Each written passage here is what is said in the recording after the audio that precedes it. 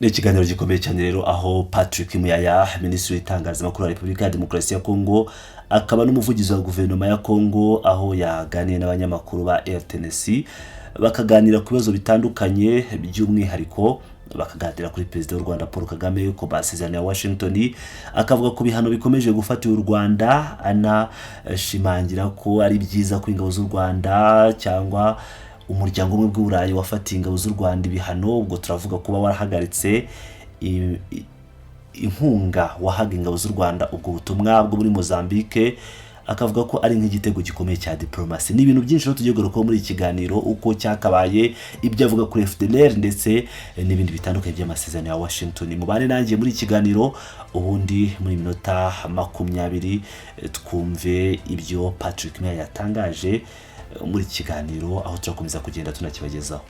Il y a un mécanisme qui réunit Congolais rwandais autour des Américains pour suivre la mise en œuvre de l'accord.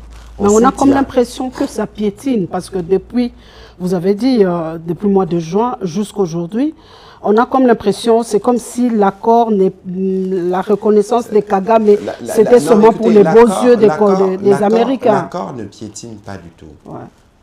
Ariko harababona ko ibintu bidindira, kuko kuva muri Kamena kugeza ubu hari nkaho ayo masezerano atagenda neza, nkaho kwemera ibyaha byo ku Rwanda byari ugushimisha gusa abanyamerika. Patrick Muyaya mu gusubiza ati oya, ayo masezerano ntadindira na gato, murabizi neza turashaka igisubizo kirambye ku kibazo kimaze imyaka irenga 30. Murabizi ko imyaka 30 isobanuye mu buzima bw'umuntu. Birumvikana rero ko ubutegetsi bw'u Rwanda bumenyereye amayeri, bwatekerezaga ko bushobora gukomeza gukoresha uburyo bwa kera nubwo bwamaze gusinya ayo masezerano. Ariko mwabonye ko abanyamerika babanje kuburira, hanyuma bafata ibihano bikomeye. Ibyo bihano ntibyafatiwe abantu ku giti cyabo, byafatiwe ingabo z'u Rwanda ubwazo. Ingabo z'u Rwanda nizo nyingi y'ubutegetsi bwa Perezida Paul Kagame, bisobanuye ko ubutegetsi bwose harimo n'ubukungu bushingiye kuri izo ngabo. Ubu izo ngabo ntizikibasha gukora ubucuruzi mu madolari, ndetse n'ibikorwa byazo byari bimeze nk'ubucuruzi cyangwa akazi k'ubucancuro, no kuvuga ngo ni ubumercenaire, ntibishoboka ukundi. Umunyamakuru ati ariko Perezida Kagame yavuze ko ibyo bihano bidakwiye. Patrick Muyaya ati kuvuga ko bidakwiye cyangwa kubyanga nta ngaruka bigira kwishyirwa mu bikorwa ryabyo, kuko yamaze gusinya ayo masezerano. Mwabonye kandi ko European Union yafashe icyemezo cyo guhagarika inkunga yahaga u Rwanda mu bijyanye n'ibikorwa bya gisirikare. Ibi byose bisobanuye ko Perezida w'u Rwanda azi neza ko amasezerano ya Washington ari intangiriro y'iherezo ry'ibikorwa bye muri Kongo. Niyo mpamvu mubona asa n'uwahagaritse umutima kuva ayo masezerano yasinywa. Kandi kuri iyi nshuro, uretse ubushake bwa Perezida wa Repubulika, dufite n'umuhuza ufite ubushobozi bwo gushyira igitutu gikenewe kugira ngo ibintu bishyirwe mu bikorwa. Iyo Perezida w'u Rwanda aza kuba yubaha neza ubuhuza bw'Abanyafurika, twari kuba twaramaze kugera kure. Ariko nanone ni umwanya wo gushimira Joao Lorenzo, kuko ari we watangije ibikorwa byinshi by'ubuhuza bigamije amahoro, ndetse n'aya masezerano yo muri Washington afite inkomoko mu biganiro byabereye mu karere, harimo n'ibyabereye i Rwanda. Iyo Perezida w'u Rwanda Paul Kagame aza kuba yubaha ubuhuza bw'Abanyafurika, ndashaka ko twari kuba twaramaze kubona amahoro agarutse mu burasirazuba bwa Kongo. Ariko uko byifashe ubu, ntashobora kongera gukora ibyo ashaka uko yishakiye. Azi neza ko uretse amayeri n'ibinyoma agenda kwirakwiriza, atagishobora kugira indi ntambwe atera atabanje kubahiriza ibyo yiyemeje. Umunyamakuru ati ariko hagati aho asa n'uri kugerageza gutinza ibintu. Muyaya ati yego, asa n'uri kugerageza kugura igihe, ariko icyo gihe atekereza ko yunguka nicyo gishobora kumunaniza cyangwa kuzamuzanira ibibazo byinshi kurushaho. Mwibuke ko nawe ubwe yavugaga kenshi ko ibihano ari amagambo gusa, ariko ubu ibiri kuba ku ngabo z'u Rwanda bizagira ingaruka zikomeye. Birashoboka ko zitazahita zigaragara ako kanya, ibihano byatangajwe mu ntangiriro za Werurwe, ariko mu kwezi kumwe 2 cyangwa 3 tuzareba niba zakomeza gufata imyanzuro nk'iyo yafataga mbere. Uko byagenda kose amenyereye kubeshya abaturage be n'abamushyigikiye. Noneho ku gice cya kabiri cy'ikibazo cyanyu turaza kubigarukaho mu buryo burambuye mu gihe kiri imbere cyangwa mu kanya, ariko umenye ko muri Gashyantare twagiye muri Leta Zunze Ubumwe za Amerika mu gikorwa cyitwa National Prayer Breakfast, turi kumwe na Perezida wa Repubulika. Muri urwo rwego habaye inama ya mbere y'akanama gashinzwe gukurikirana ishyirwa mu bikorwa ry'amasezerano y'ubufatanye bwa strategy hagati ya Kongo na Amerika. Iyo dusinya amasezerano n'abanyamerika twemeranya uburyo bwo kuyashyira mu bikorwa.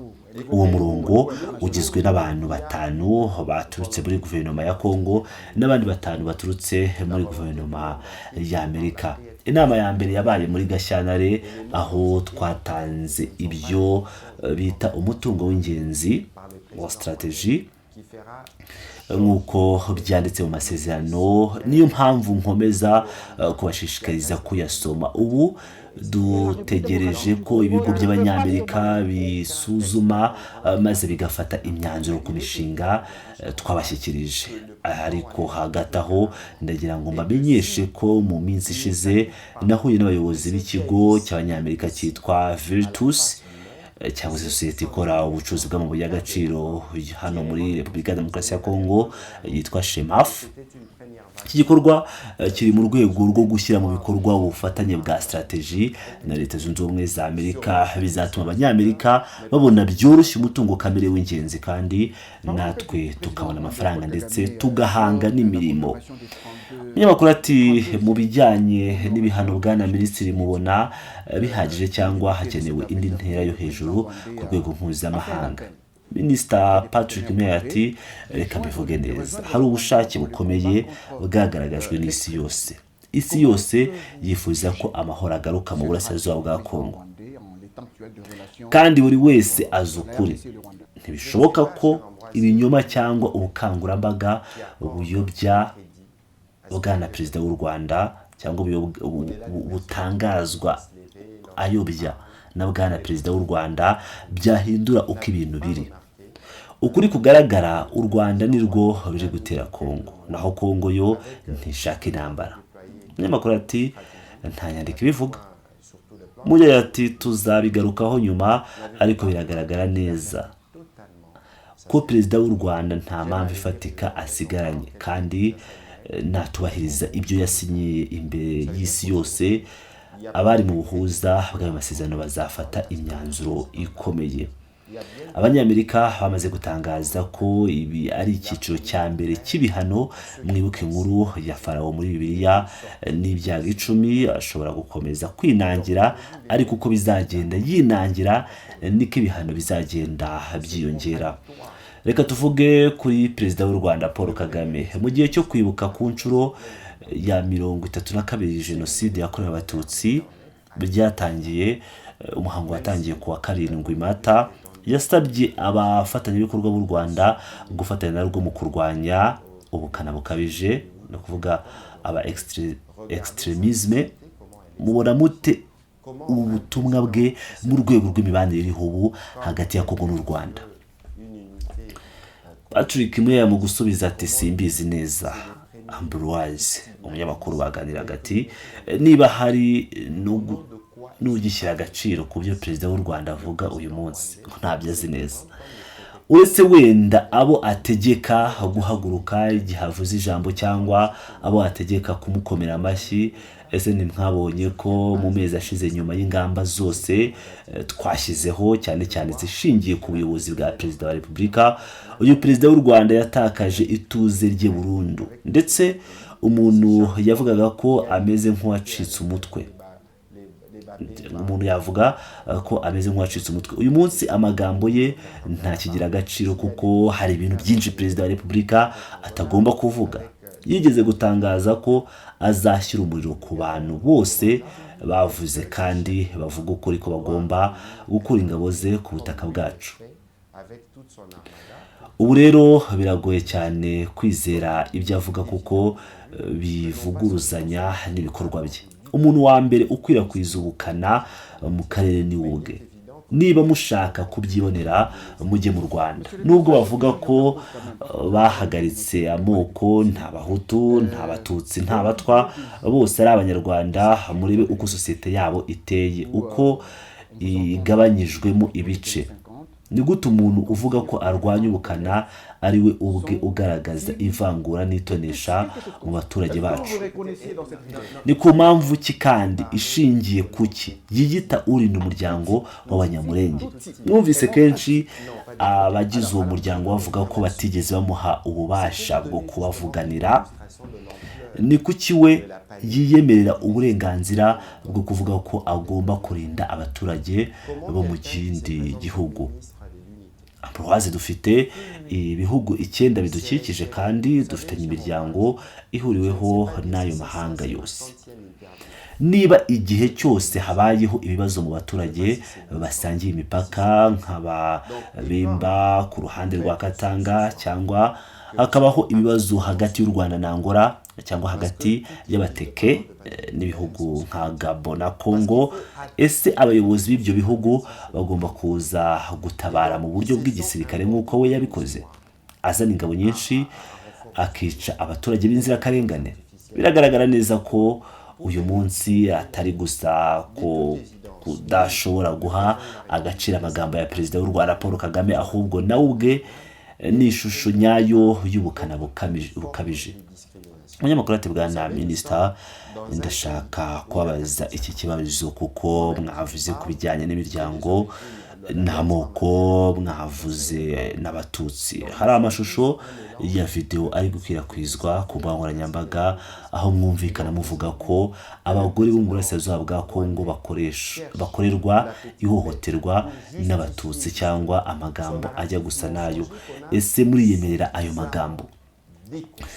Minisitiri ati, oya rwose. Icya mbere navuze ubuvugizi bw'inabi bwakozwe n'ingabo z'u Rwanda, si ukuvuga abatutsi nk'uko babihinduye. Reka mbisobanure neza kuko ibi bigaragaza neza urugero rw'ubwoba n'ihungabana biri mu buyobozi bw'u Rwanda muri rusange. Ni gute umuntu wiyita umuyobozi uharanira ubumwe yakoresha amagambo nk'ayo agamije gusebya abandi? Ambroise, kuva iyi ntambara yatangira, sinzi niba ari ikiganiro cya 40, 200 cyangwa 300 tumaze gutanga, ushobora no kumenya ko iki kiganiro kirimo kurebwa cyane mu Rwanda, kuko amagambo yose ya Patrick Muyaya akurikiranwa cyane. Bashaka icyatuma bamunenga, nicyo cyaba nikosa yakora iryo ari ryo ryose. Niyo mpamvu bahimbye inkuru bakoresheje n'ikoranabuhanga rya artificial intelligence AI, n'abantu benshi bakwirakwiza ibinyoma kugira ngo bagore ku kuri. Ariko twe perezida wa Repubulika ahora agaragazwa kuri televiziyo y'igihugu niwe wa mbere urwanya ivangura iryo ari ryo ryose. Mumenye ko turi igihugu gifite amoko arenga 450. Njye ubwanjye mfite inkomoko zitandukanye. Ku ruhande rwa mama nabo muri Luaraba, ku ruhande rwa papa nabo muri Kasai. Ibi bigaragaza ko turi uruvange rw'amoko menshi, ari byo bigize ubwiza bw'umwihariko w'igihugu cyacu. Bityo rero kuba perezida w'u Rwanda ashaka impamvu ntoya yo gushyigikira inkuru ze z'ibinyoma twamaze gusenya, bigaragaza ko nta shingiro bifite. Uyu munsi nta munyekongo cyangwa umunyarwanda utekereza neza ushobora kwizera ibyo bavuga, kuko twe mu magambo yacu, haba ya perezida wa Repubulika, ya minisitiri w'ububanyi n'amahanga, cyangwa ay'abandi bayobozi bose, twita ku kubaha ubudasa bwacu, kandi ntidushobora gukwirakwiza amagambo y'urwango.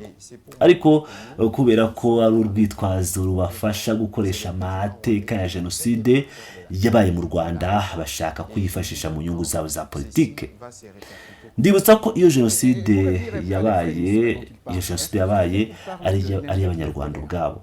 Icyo ni ikimenyetso kigaragaza ko icyo gihe Zaire, Repubulika ya Demokarasi ya Kongo y'ubu, nta ruhare na ruto yagize. Ariko nubwo bimeze bityo, bakomeje gushinja Kongo nanone ndongera mvuge ko twe twamaganye twivuye inyuma jenoside n'ubwicanyi bw'indengakamere bwabaye, kuko ibyo bikorwa ari bibi cyane kandi tutabyemera na gato. Ntabwo turabahakana jenoside nk'uko bamwe mu Rwanda bashaka kubivuga kugira ngo bashyigikire ibinyoma byabo bisubirwamo kenshi. Ariko ikigaragara ni uko ibyabaye mu Rwanda byari jenoside, ariko ibyo biri kuba muri Repubulika ya Demokarasi ya Kongo byafashe indi sura mbi cyane kurushaho. Ibyo ni ukuri kudashidikanywaho. Nusoma amateka uzasanga muri Repubulika ya Demokarasi ya Kongo harabaye jenoside zitandukanye, habaye ibyaha by'intambara, habaye ibyaha byibasiye inyokomuntu. Ibintu byose by'agahomamunwa umuntu yakwiyumvisha byabereye muri iki gihugu, bikorwa n'u Rwanda binyuze mu mitwe ishyigikiye cyangwa abakozi bayo, kandi ibi byagiye bisubirwamo mu myaka irenga 30. Bityo rero iyo mwumvise perezida w'u Rwanda Paul Kagame cyangwa abamuvugira, nta muntu ufite ubwenge n'ubushobozi ushobora guha agaciro ibyo bavuga. Twe dushyira imbere ubumwe bw'amoko n'imiryango yose, haba Abatutsi, haba Abahutu n'andi moko yose. Njye ubwanjye mbahuriza hamwe kenshi muri biro zanjye kugira ngo mbereke ko tudashyigikiye urwango, ahubwo ukuri ni uko perezida w'u Rwanda ari we ukwirakwiza urwango mu karere, kandi amaherezo ibyo azabigarukaho. Umunyamakuru ati ku bijyanye n'iyo extremisme avuga, ese mubona yaba ari ukuvuga kuri FDLR nk'impamvu yo kwitwaza ibikorwa bye muri Kongo? Patrick Muyaya ati reka tubanze twumvikane ku kintu kimwe. Iyo ubibye urugomo usarura urugomo, iyo ubibye amahoro usarura amahoro. Ngiye mbona ko uburyo perezida w'u Rwanda akora ibintu bushingiye gusa ku gukoresha imbaraga n'urugomo. Nimurebe uko u Rwanda rumeze uyu munsi, siko rugaragara inyuma gusa. Ese abanyarwanda bafite ubwisanzure? Ese itangazamakuru ririgenga? Ese abatavuga rumwe n'ubutegetsi bashobora kuvuga icyo batekereza? N'ubutegetsi bushingiye ku gitugu no kugukandamiza. Ibi bishobora kuba ari ikimenyetso cy'uko hari ikibazo mu bijyanye n'ubwiyunge bw'igihugu no kubana neza ku baturage, kuko abantu benshi baba babeshya ko ibintu bimeze neza kubera ubwoba, batinya gukubitwa cyangwa guhohoterwa. Ku bijyanye na FDLR ni iki? Ni umutwe watangiye mu 1994. Mu 1994 niba nibuka neza, perezida w'u Rwanda yari afite imyaka 37, ubu afite hafi 69. Abagize FDLR benshi ni abantu bangana nawe mu myaka. None se bishoboka bite ko imyaka irenga 30 ishize abo bantu bagikomeza kuba imbaraga zikomeye zishobora guteza ikibazo nk'uko abivuga? Umunyamakuru ati ariko iri jambo riri mu masezerano mwavuze. Patrick Muyaya ati reka bisobanure neza. Icy'ingenzi ni ugutanga ibisobanuro byumvikana no kwibutsa abantu ukuri ku bintu.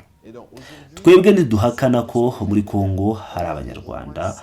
Ubu dufite nibura impunzi z'abanyarwanda zirenga 200,000 muri iki gihugu. Ariko ni ingenzi kumenya ko umuntu wese w'impunzi y'umunyarwanda adakwiye gufatwa nk'umwe n'undi cyangwa ngo bashyirwe mu gatebo kamwe. Nibyo koko dufite ibisigazwa by'iyo mitwe ya FDLR, niyo mpamvu mu bikorwa bya diplomasi twakoze dushyigikiye perezida na minisitiri Teresa Kayikwamba Wagner. Twari dufite intego yo gusenya impamvu 3 z'ibinyoma zikoreshwa mu gusobanura intambara, nyamara mu by'ukuri ari intambara igamije inyungu z'ubukungu. Izo mpamvu nizi: kuba hari FDLR ku butaka bwacu, ibyo turabyemera. Ikibazo cy'amagambo y'urwango nabyo twabivuzeho. Ikibazo cy'impunzi z'abanyekongo ziri mu Rwanda. Ku bijyanye n'imvugo z'urwango nabisobanuye.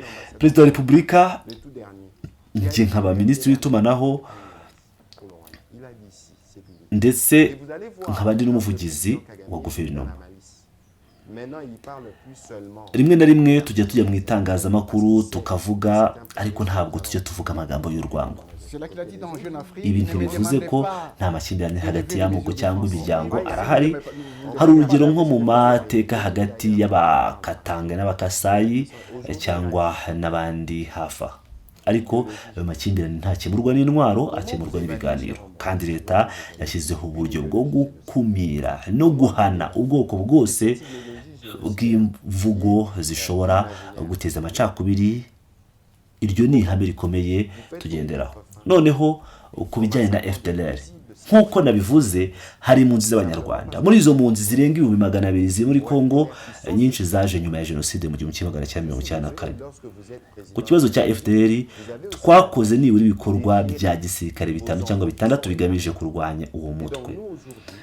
Tukabikora twenyine cyangwa rimwe na rimwe dufatanyije n'u Rwanda. Mwibuke ibyabaye muri 2010 byatumye Vital Kamerhe ava ku mwanya yari afite mu nteko ishinga amategeko, bitewe n'icyemezo cyo gukorana n'ingabo z'u Rwanda muri ibyo bikorwa.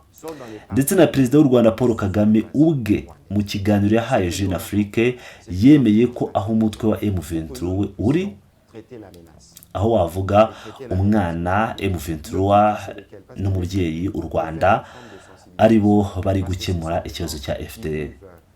Ariko nimwibuke, igihe ingabo zari ziyobowe n'umunyarwanda James Kabarebe, ntibyigeze bikemura icyo kibazo. Hari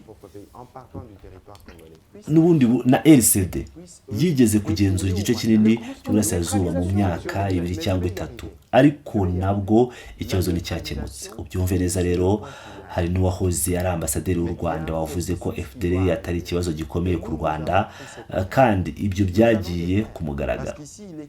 Ubu rero kubera ko Perezida Kagame azi ko iyi mpamvu ya FDL tuzayisenya, yatangiye kongeraho indi mpamvu, avuga ideologie ya jenoside.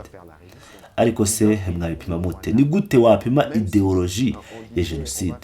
Ni gute wayihagarika? Ese wayihagarika wica abaturage b'inzirakarengane bo muri Congo, uhitiranye nabo muri FDL kandi ari abanyarwanda bagenzi be?